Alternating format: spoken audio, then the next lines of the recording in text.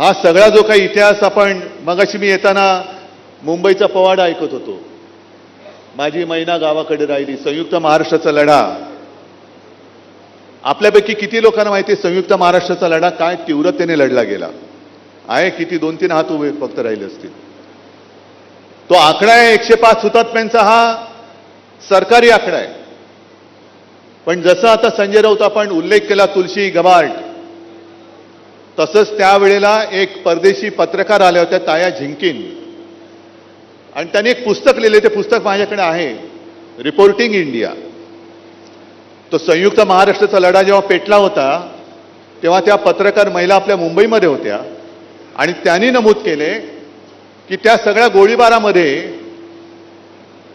जे काही शहीद झाले, मी शहीद म्हणतो कारण माझ्या आपल्या मुंबईसाठी त्यांनी बलिदान केलं.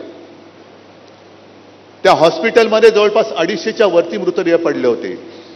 आकडा 105चा आला आणि 250च्या आसपास मृतदेह त्या स्वतः पत्रकार महिलेने पाहिलेले. आणखी किती जणांना त्यांनी गोळ्या घातल्या असतील त्याची काही नोंदच नाहीये.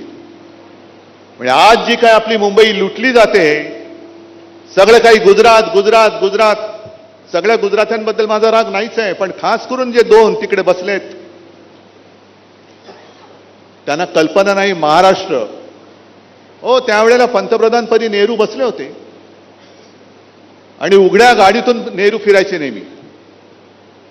पण मराठी माणूस एवढा पिसाळला की नेहरूंना सुद्धा बंद गाडीमधनं महाराष्ट्रामध्ये फिरायला लावलं त्यांनी. तुमची मस्ती इकडे नाही चालणार. कोणाची मस्ती खपून घेणारा महाराष्ट्र नाहीये. आणि छत्रपती शिवाजी महाराजांचं नाव घेणं, छत्रपती संभाजी महाराजांचं नाव